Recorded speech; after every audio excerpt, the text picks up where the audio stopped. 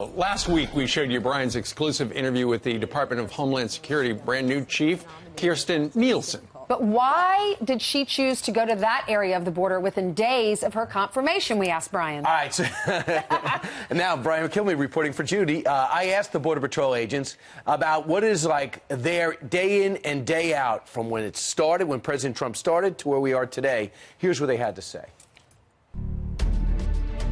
Yeah, 400 a day here across the southwest border. The daily average for the week, the last 7 days, is about 1,300. 1,300. Those astonishing numbers are the reason why newly confirmed Department of Homeland Security Secretary Kirstjen Nielsen spent her first week meeting with the Custom and Border Patrol agents in the Rio Grande Valley sector. We've heard from the frontline operators that this is where we need the wall. So I wanted to come and see for myself in terms of prioritization why it was important to build here. This is the most active sector in the Border Patrol right now amongst the 9 across the southwest border.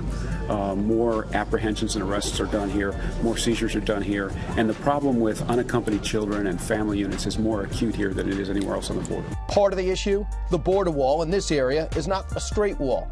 There are gaps in it. Sometimes it's due to the terrain or natural barriers, and sometimes it's other factors. This is the Santa Ana Wildlife Refuge. We cannot build roads. It has limitations to law enforcement, but it does not have limitations to the criminal organizations. Frustrating, right?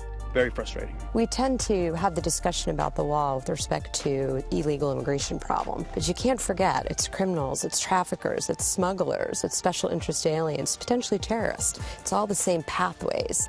A half mile through this bollard fencing is Mexico, and currently over 400 people are trying to get through any given day, some successfully. How does that number come down again?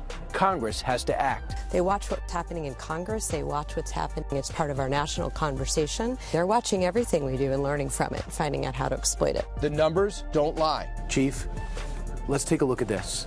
In January 25th, the new administration takes over. The rhetoric is strong, and what is the result in terms of crossings? So this is the number of individual family units and unaccompanied children that are arrested here in the Rio Grande Valley during those time frames. Look at the drop, right? Yeah, it's amazing. It's 45-year low in May. And then what happens?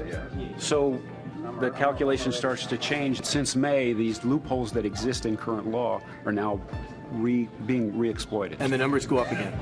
So the consequences matter, and that's a demonstration of it.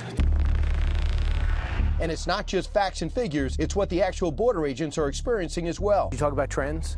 What did you see in January of this year, and what are you seeing now? Trends, they were starting in January, things kind of calmed down, but they've kind of re-escalated again, and we've started seeing an increase of more people coming in and just continuing to enter. We are seeing an upscale in, like I said, the narcotics, the hard narcotics. That's gone up a lot. We know how the White House wants to fix that. We are building a wall on the southern border, which is absolutely necessary. And what did the president tell you when he got the job? Build a wall. Protect our country. But what do the men and women of CPB think? If someone could build a barrier, would that help? I mean, somebody could build a barrier, easier said than done, but of course it'd help out. A wall works where we use it. We put fences and walls around things that we want to protect in this country. Our homes, our communities, parks, individual factories. We put fences around them because they work. And for those who work the border, this is not just a job, it's a mission. Definitely, we know for the majority of the folks here, they want to be safe. The more impact that we can have on illegal immigration, the better for them because they feel safe. The laws are the laws, so we're not discriminating or being prejudiced towards any particular race or ethnicity. We're just doing our job. That's really interesting. So, Brian, right after he was inaugurated, the number of people who did the illegal crossings went way down. Now it's coming back. Is that because the wall hasn't been built yet? It is. And the fact is, right now, when you get captured, they're still putting you into the system. They say, okay, 3 weeks, here's your ticket, come back. They don't come back. Ever. So what happens is, it's almost as if all these gangs and these criminals and these people, sometimes families want to get caught, it's almost as if they have C-SPAN. In Mexico, in Central America. They know exactly what the rhetoric is. And when it's rhetoric, they'll look out because they don't want to get caught.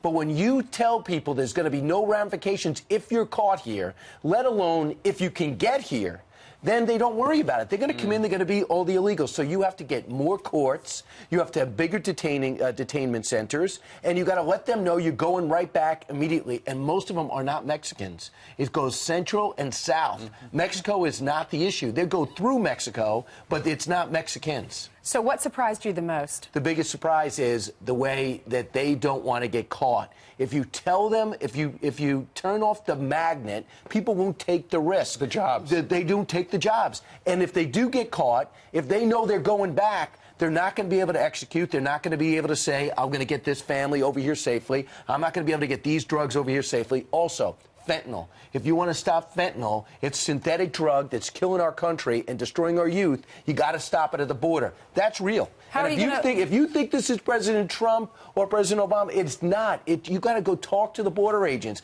They are desperate for some backup. They feel the support, but they haven't seen it in legislation. That's why it's got to happen this week. They got to get their $1.8 billion to begin the Rio Grande sector. It's got 54 miles of fence. It needs 110, and they need more border guys and border women. Well, it was great that you went down there to show us firsthand what it's like. Yeah, we'll show it again a little bit later, but they actually want Americans to speak up and sound off. It is not anti-Hispanic or anti any group. It is just about Keeping American America security. Safe. Yeah. Keeping America safe. You know what, Brian? It's the same story. That same sentiment, what you're saying, it's the same story we've been reporting in our profession for the last 10, 15 years. Yeah. And nothing's being done. Something has to change. Right. There has to be a will, because at one point we all agreed they needed more border security. Suddenly now we don't all agree on that. That's